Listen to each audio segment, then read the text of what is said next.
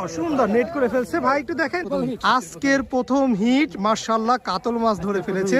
মাশাআল্লাহ দেখেন না কাতল মাছের মুখটা দেখেন কি সাইজ, কিন্তু মাশাআল্লাহ বড়।